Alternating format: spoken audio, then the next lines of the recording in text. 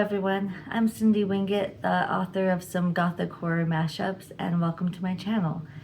So in today's video, I'm going to do a sequel to a video I've already done this year, which was called Have You Heard of These Authors? So this is a spin on that where it's have you heard of these books, because I'm not going to focus on specific authors, but rather individual books. So I'm going to do only horror books in this one. But next week, I plan on doing the same thing, but for thrillers. So if that sounds interesting to you, then go ahead and stick around. We're going to do what we did last time with the game, where if you haven't heard of this book, you get a point. And then by the end, leave me a comment to let me know what your score is. And see how I did in finding books that you may not have heard of before. So all of these books, I just don't see a lot of buzz for them online.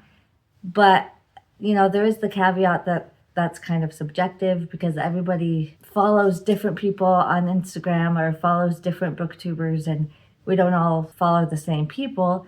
And so you may have seen these books and I just whatever people I follow, they don't talk about them and I just missed it. And also some of these are older books, and so maybe they got some buzz when they first came out and I just missed it. So that's always possible.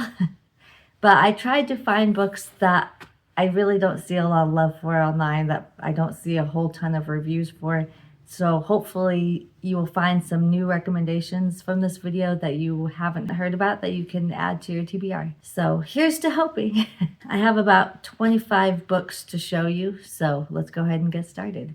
We're going to start out with 4 horror novellas. And this one I do see a little bit of buzz about, but I think it deserves more buzz because I absolutely love this book.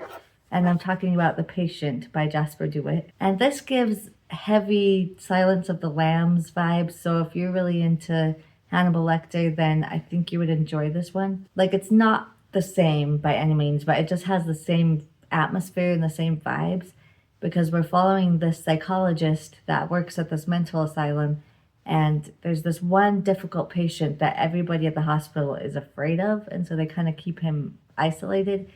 And so he's like, well, I'm going to see if I can crack this patient, see if I can get him to talk to me. And it's very creepy, very eerie, and there's a twist at the end that I didn't see coming, and I thought it was great. And I just really enjoyed this book a lot. So hopefully, if you're like me, you will also enjoy this. And then we have It Will Just Be Us by Joe Kaplan, or Kaplan, however you say that last name.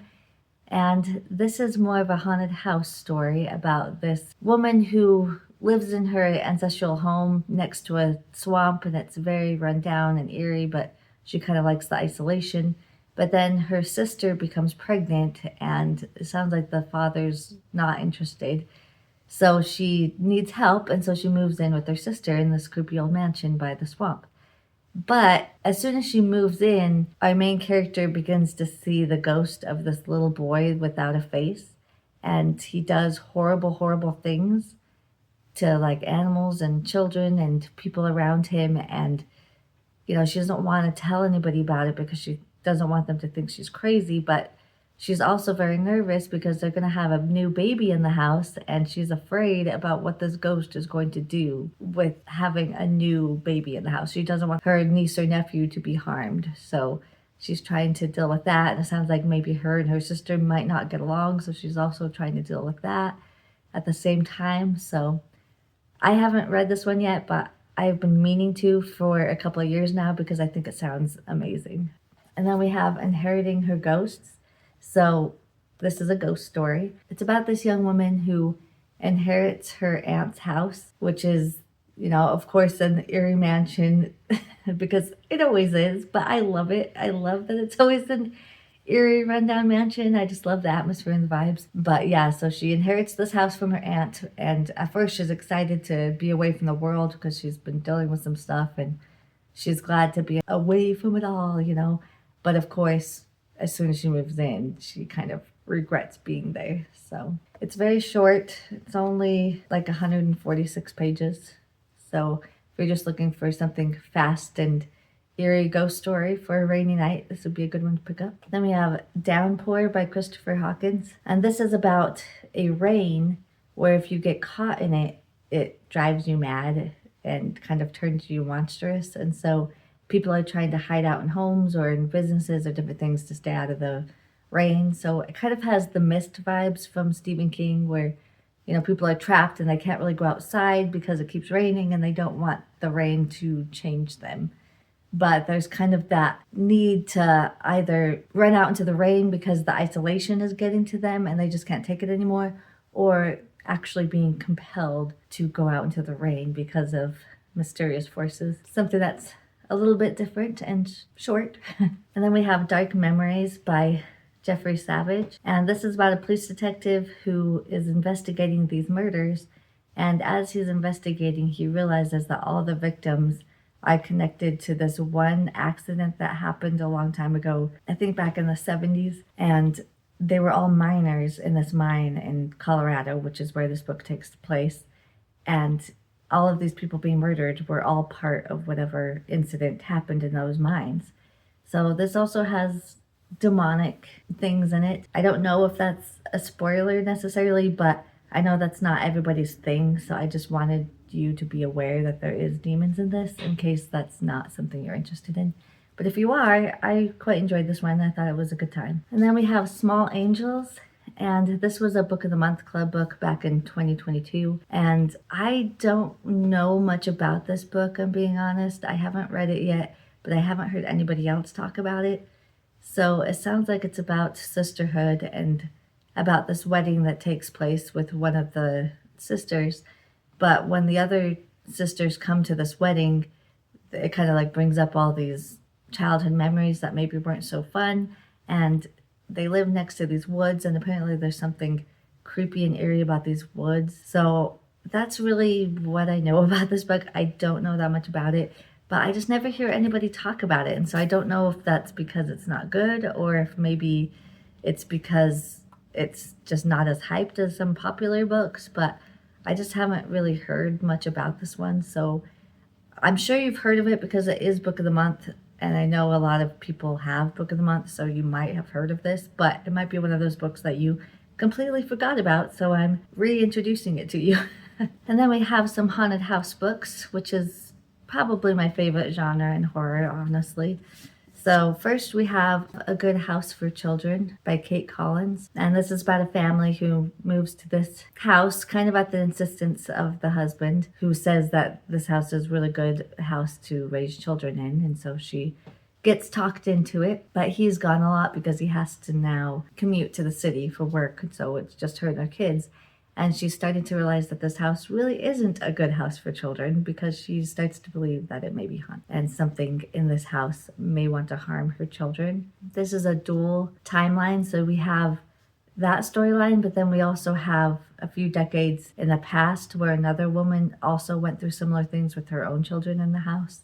So you kind of get a perspective from each. And then we have Beneath the Stairs by Jennifer Fawcett. And this is about two friends who enter this haunted house on a dare, you know how kids do. But when they come out, only one of them comes out whole. The other one, essentially a piece is missing from her soul or her personality because she just doesn't act like herself anymore. And then years later, she ends up going back to this house, which was called Octagon House, and she tries to commit suicide in this house. And so our main character is trying to figure out what happened to her childhood friend all those years ago and what the house has done to her mental state. And then we have The Woman in the Dark by Vanessa Savage. And this is about a woman and her family who move into this new house, and she starts seeing messages written on the walls, which I think is funny because right here it says, "We have been bad. I've been very bad."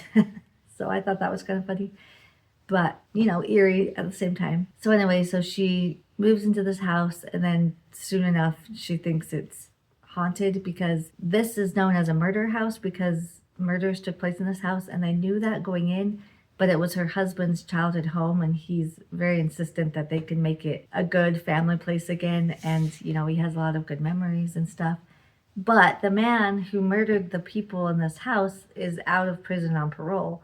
And so not only is she worried about the house being haunted, but she's also worried about this murderer being on the loose and, fears he might want to come back to this house, maybe seeking evidence or seeking refuge, not realizing that somebody moved into this house or different things.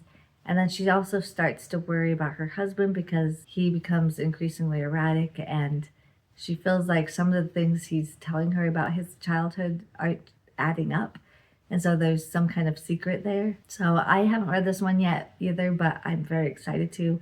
I've had it on my TBR for a few years now, and I have really, really wanted to get to it. I just haven't yet. And then we have The Toll House by Carly Regan. And again, your basic classic haunted house setup where you have this family that move into this new creepy home. And our main character finds a death mask in the walls. And as soon as she finds that death mask, different things start happening in the house. And so she begins to think that it's haunted. And then we have a historical horror novel called The Savage Instinct by M.M. DeLuca. And this is about a woman who was in an insane asylum, as a lot of women back in the day were, because they thought they were hysterical and mad. And so she finally gets out and goes back to the loving arms of her husband and everything. And she has nightmares about being in the asylum, and she never wants to go back again. But on the way home, their carriage gets stopped because there's a big mob of people outside, and they soon discover that the reason for that is because the first female serial killer, Mary Cotton, is getting out of prison, or also the asylum. I'm not 100% sure. And so this mob of people are trying to get a glimpse of this woman. And so she kind of becomes obsessed with Mary Cotton. And it sounds like things with her husband are not going very well. And knowing that Mary Cotton had poisoned all these men, she kind of wants to get into cahoots with her and wants to see if she would help her poison her own husband. So sounds very fun. I haven't read this one yet, but it sounds like a good time. I've only seen one review of this book since I bought it, and it wasn't favorable. So I'm hoping I end up liking it more than she did, but we shall see. And then I am a big fan of the spiritualist movement, and I just find that topic fascinating. And so I have a few books on that topic if you're also into it like I am. So starting with Hazardous Spirits. And this is about a woman who was just a regular middle-class housewife, but her husband comes home one day and tells her that he can see ghosts and he can talk to spirits from beyond, and that he's actually a spirit medium. And so she's pretty skeptical about this, and so she's like, I don't know.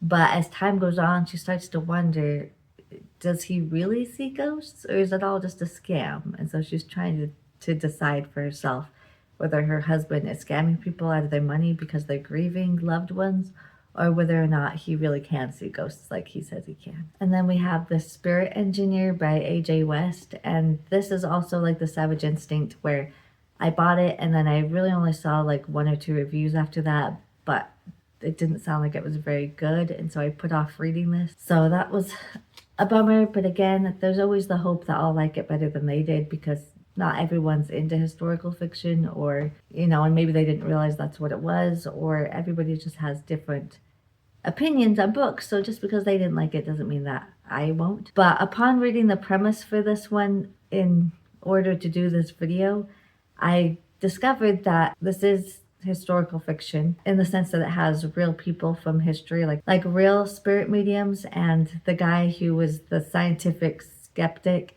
is also a real person. But I also discovered that it also has Sir Arthur Conan Doyle and Harry Houdini in it, which really excites me, because in my own novel that I wrote called The Fall of the House of Crane, which is a mashup between The Haunting of Hill House and some Edgar Allan Poe stories, I set my novel in the 1920s so that I could have, the whole spiritualist medium stuff in it, because I really like that topic. And I also have Sir Arthur Conan Doyle and Harry Houdini in my book, so that excited me to read this one, because I just find it fascinating, and I'd like to see how this author handles it. So anyway, so I am newly excited to get this back on my TBR soon. And then we have A Dreadful Splendor by B.R. Myers. And this is an author that I have seen a little bit more of, so you probably have seen this one, but I haven't seen a ton. I feel like it kind of gets pushed aside by more popular authors. So even though you may or may not have already seen this book. I just wanted to re-mention it because I think it deserves to have more light shed on it. But again, this is about spiritualist mediums, and so this woman is a fraud, and she is, it's hard in this day and age for women to make money, and so she uses this new spiritualist movement to her advantage, and tries to get people to connect with their loved ones or whatever, knowing all the time that it's fake. And she gets caught and she goes to prison, and this man comes and finds her in jail and tells her, my boss, Lord so-and-so, I can't remember his name. Where is it? Well, anyways, it doesn't matter. But anyways, he's a lord, and he's like, if you can come talk to my boss, I would really appreciate it. He's so grief-stricken over the loss of his loved one. I just really want him to find peace and get past this overwhelming grief that he's dealing with. So if you can come help this nobleman with his grief, because he knows it's fake too. But he's like, if you can make it convincing enough to convince this lord that he is being contacted by his loved ones, then I will get you out of jail and I will keep you from going back there. So she's like, sure. Obviously she doesn't want to be in jail, and she probably gets paid for it as well. So why not? So she goes to help this nobleman. But as she's trying to help him, she starts to legitimately hear voices and see ghosts. And so now this fraud of a medium is starting to wonder if maybe there really is ghosts. And she just came out with another one last year. Haven't read it yet. It's called The Third Wife of Faraday House. And I'm very excited about this because it sounds more like a gothic romance in the same vein as Jane Eyre or Rebecca or Crimson Peak. And I love that kind of stuff, so I'm very excited to read this one. So this is about a woman who marries this man and goes to his house because her uncle, who is also her guardian, is trying to line up all these men for her to marry, and she feels like they're all way old or they're gross and she doesn't like them. And so in order to get away from all these odious men that her uncle is setting up, she finds this one Navy officer that she thinks is pretty cute, and she decides, well, I'm just going to hurry and marry him before I get forced to marry one of these other men that I just don't like. So she kind of starts this whirlwind romance with this Navy officer and very quickly gets swept away to his seaside manor. But when she gets there, she discovers that he wasn't quite free to marry anyone because he already has a wife. But it sounds like she's pretty much on her deathbed, though, and is soon to go. But of course, there's secrets and different things that need to be discovered. And I'm very excited to read this. Sounds great. And then we have The Whispering House. And again, this is another one that I've heard like 1 or 2 reviews of it after it came out, and they weren't very good. So again, I put it off. But I do eventually want to read this. But this is about a woman whose sister is in a car accident, and she's very devastated about it, but she goes to Burn House and does a tour of this old mansion, and she discovers that there is a portrait of her sister in this house, and she's like, well, how did that get there? Because as far as I know, my sister's never been to this house, so why is there a picture of her here? And then we have Plank Children by Michael Schultz. So this cover is like super creepy with just these green eyes peering at you from the darkness. I thought that was a pretty cool cover.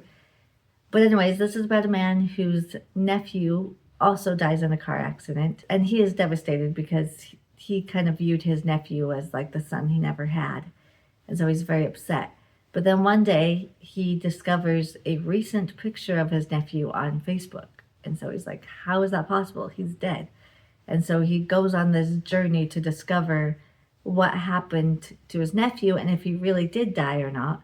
And his investigation takes him to this old orphanage out in the boondocks and this evil history about this orphanage. And I'm not really sure yet what the connection is because I haven't read this one either, but something nefarious happened at this orphanage and somehow it involves his nephew. And then we have Ghost Road Blues by Jonathan Mayberry. I haven't read this one either. It sounds like a good one to pick up during Halloween time, so I'm planning on reading this then because it has a haunted hayride in it, so that sounds very fall.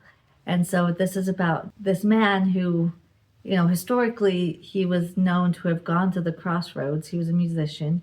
I'm sure you've heard similar stories about the musician and the crossroads. But anyway, so this musician goes to the crossroads and he ends up killing a demon there. And after, he has his big break as a musician, he ends up being murdered and strung up like a scarecrow in a nearby field. And so then, like years later in the future, every year they have like an annual haunted hayride. But, this demonic presence is still around, even though it's been, a century or decades or however long, and is starting to make its presence known once more. So, sounds like a very atmospheric, very fall heavy book. So, I'm excited to read this in October. Then we have The Dead Girls Club. And it's about a group of teenage girls who love all things creepy and macabre, kind of like myself.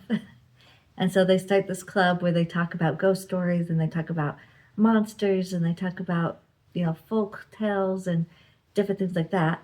But then one of the friends says that one of the things they've been discussing, which is the Red Lady, which is the vengeful spirit of a witch that was murdered centuries ago, is real.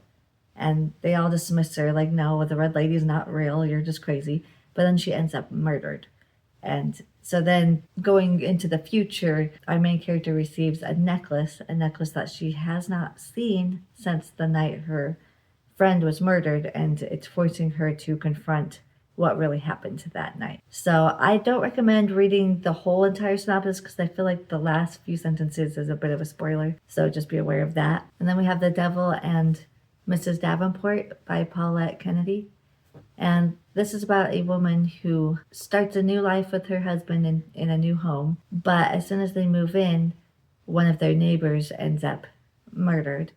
And she claims that she can see the ghost of this neighbor that was killed. The problem is her husband is very, very religious. And he even has a job at the local Bible college.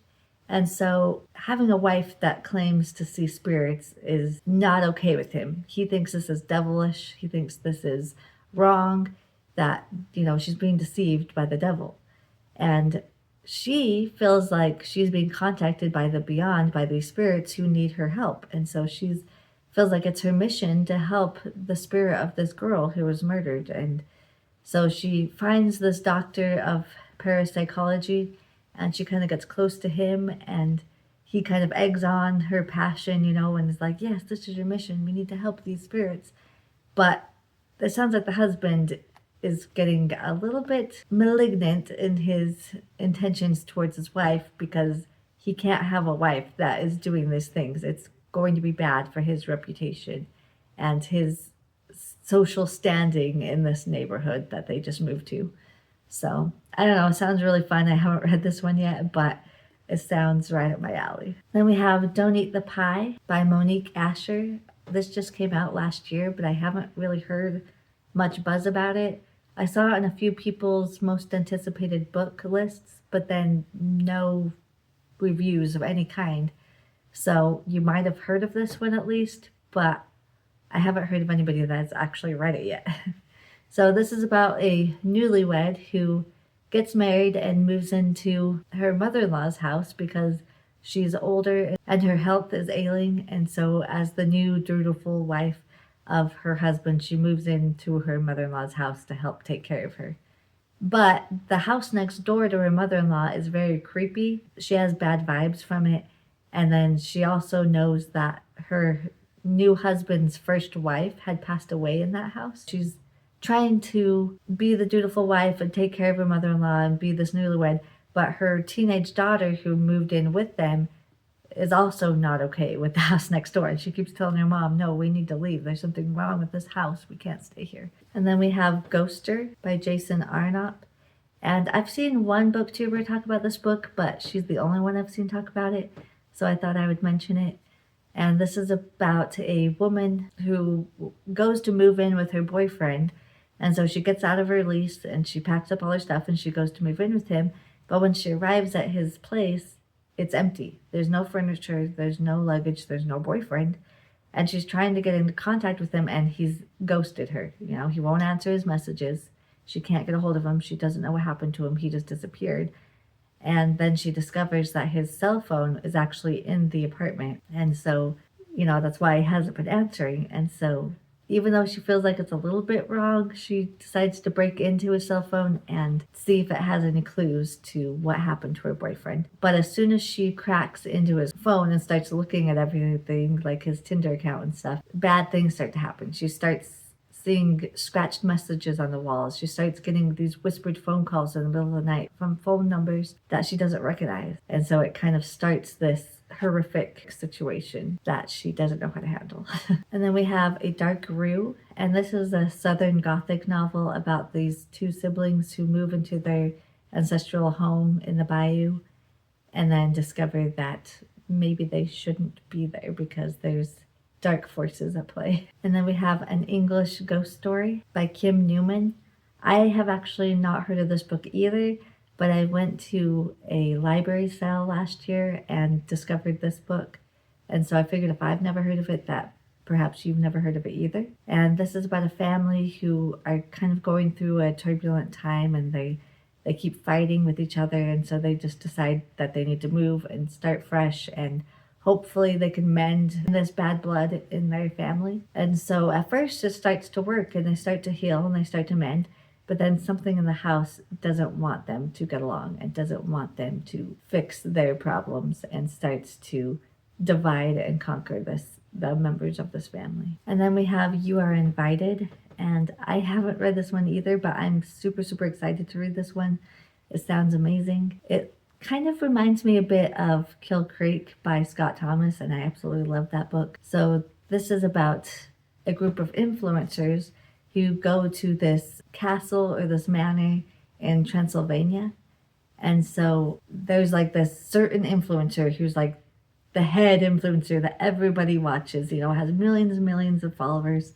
And she has invited 5 other influencers to come with her to Transylvania and spend a week in this, creepy manor. And the caveat is, it is going to be monetized, and so they will get paid. Plus, they want to jump at the chance to be with this influencer because she's so popular, and it will just make their views and their follower count probably quadruple, So all good things. But the one caveat is, as they're living in this house with this woman for the week, everything's going to be live streamed. So everything about their life, everything about what they're doing will be live streamed the entire time for everybody to tune in and watch what they do. So we have a gamer, there's like a fitness guru, there's a blogger, there's, what's the other one? There's a model, and then our main character is a writer. So yeah, it just sounds so much fun, and I really want to get to this one soon. Oh, and also I forgot the most creepy part of the story. So as this, influencer party or whatever is going on and is being live streamed, people that are tuning in to watch are discovering that there's a 6th person in these videos. But they're kind of like shadowy, and they're out in the distance, and you can't really catch a glimpse of their face. And so all of the people watching are like, there's somebody else there. And so they don't know if it's a ghost. They don't know if it's a demon. They don't know if it's somebody like a human that's not supposed to be there, but maybe has nefarious things in mind. So I also read a YA novel called Deadstreamed, and it reminds me a lot of that as well. And I really, really enjoyed that one. And so because it reminds me so much of Deadstream and Kill Creek, kind of like an amalgamation of both, it makes me really excited to read this. So that's it. That's all the books I have to talk about. I hope I found some books that you haven't heard of that you can add to your TBR, because that was kind of the hope with this video. And if you like this video, tune in for next week's episode where I talk about all the thrillers that you might not have heard about. If you like this video, please give me a thumbs up to let me know. Subscribe to my channel if you haven't already. I post every Friday, and I hope to see you in the next one. See ya.